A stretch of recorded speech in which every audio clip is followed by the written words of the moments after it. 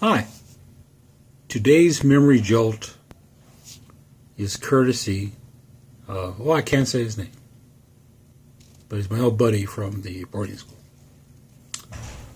And actually, the memory has nothing to do with him.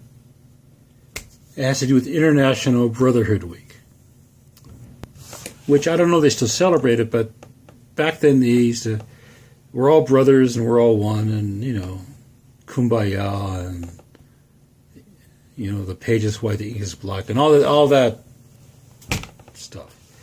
Anyway,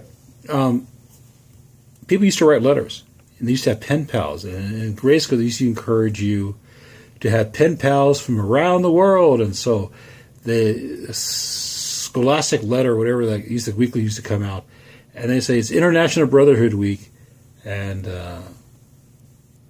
so you wrote a letter. The teacher would say, "Well, I have 30 kids," and they would send 30 addresses, and you had to write a letter to your pen pal from elsewhere in the world. And so we drew names, and I don't remember the kid's name, but he was from Japan. And I didn't want to write a letter to a kid from Japan I didn't know. I didn't want to do it. It was my first year in a public school, and let's just say my observations were not welcome. I guess the nuns were more tolerant than other nuns, but they were very tolerant, and they tried to answer my questions. But anyway, so I never wrote to the kid in Japan, and we had a day we had to have the letters written by a certain day, and she didn't read them. Anyway, we just had to bring the letters, and we dropped them in a box, and she took them to the post office, and then a month later the letters start trickling in, and then there's no letter from my pen pal. And I'm like, maybe they went to Old Mexico instead of New Mexico. Mr. Valdez, that's not funny.